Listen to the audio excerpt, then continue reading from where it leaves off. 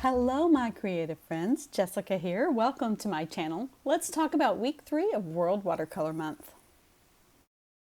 The first prompt for the week was monochromatic, and I couldn't resist getting out my cobalt teal blue from M. Graham. It is such a fantastic, wonderful color. I love it so much. And I thought I would just paint a little moon, and that would be really pretty cool as a monochromatic painting, and do it in the blue instead of in like a gray kind of thing. I left quite a bit of a white space using a wet and wet technique and allowed the paint to move and flow and blend on its own. And then I got out my little alcohol bottle to make some craters, and I love that effect. So how's World Watercolor Month going for you so far? Are you enjoying it? I feel like I'm just now sort of getting my groove, even though it is week 3. But I'm actually having a lot of fun now. I felt like I was struggling the first couple of weeks, but now I feel more relaxed. I'm more into playing with it and just doing things that I like and not feeling as much pressure as I was at the beginning that I have this big project that I have to work on. Is that the sense that you're getting to, that it's actually a little bit easier now than it was at the beginning, or is it getting harder for you? Let's talk about that in the comments below. I would love to hear how it's going for you. So the second prompt this week was relaxing, and I always find it very relaxing to paint patterns.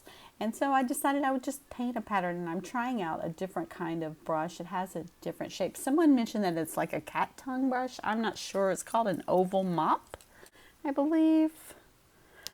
Let's see. Sorry, it's called an oval wash. In any case, it's shaped like a flat brush, except it comes to a pointed tip. So it's a little bit different. So it was kind of fun to try it out and make these patterns. I was having a little trouble with my paper buckling here, and so my shapes weren't coming out quite right, and I didn't really realize it at first. So I kind of just corrected that by going over it, and I just kept going and playing, and it was a lot of fun. And this brush is a lot of fun too. I'm finding that it's really good for making certain types of shape, like leaf shapes and things like that. So lots of fun. Our next prompt was music. Now, I don't look ahead on the prompts. I sort of have tunnel vision. What is today's prompt? And I did not even know that the next prompt was going to be clouds. But when I thought of music, I thought of birds. And I thought, well, I could just paint some birds in the sky and that would be fun. And I could practice some clouds. And so that's what I did.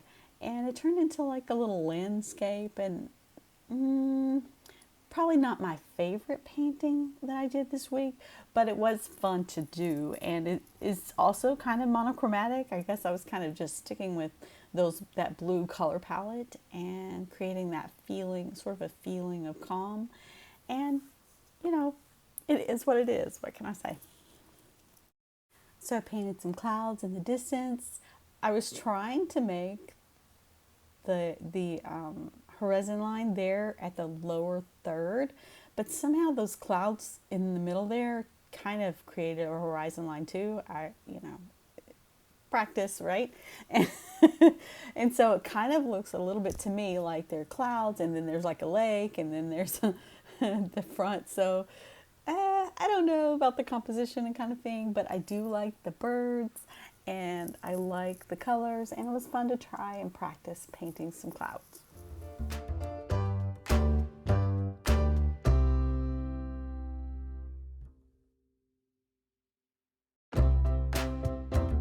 The next prompt was clouds, as I said earlier, and I didn't even know it the day before. And I thought it would be fun to paint sort of a cotton candy sky. Now, I did this as a lesson in one of my Skillshare classes, and I just think it's a lot of fun to play with the pinks and the yellows and the purples as a sky. And I worked back and forth. I did a lot of lifting and adding and lifting and that sort of thing to sort of create some fluffy clouds. And it was, again, it was a lot of fun. I felt so much more relaxed this week than I have the other 2 weeks. And somehow it was just, I don't really know why. I just know that I did, and I really enjoyed it. Maybe because the prompts this week fit me better than some of the other weeks, or maybe because I just adapted the prompts to something that fit me. I'm not sure, but I did have so much fun. So now I'm adding and removing paint again. I feel like this could have been done in fewer layers if I had had stronger color to begin with, but that's okay. It's not a problem. Now, I just thought I would paint a hot air balloon. Because I'd been painting birds in the sky, I thought I'll just do a hot air balloon. And as you're about to see, I changed my mind and I just completely obliterated it. It worked out just fine. I just didn't like the way it looked. And so, hey, I took it off while it was wet. And that's one of the things you can do with watercolor, right? I didn't have to paint over or anything. It was still wet. I just took it straight off. Now I'm bringing in a special color that was recommended to me by Lisa Hetrick, and if you haven't checked out her YouTube channel, go check it out. She's been doing a really cool series on her floral watercolor palette, and she had this color Shell Pink, and it is a fantastic pastel pink. It's by Holbein, and it is sort of opaque. So I was able to bring it in and create some edges of the clouds in the area, and that was, I loved it so much.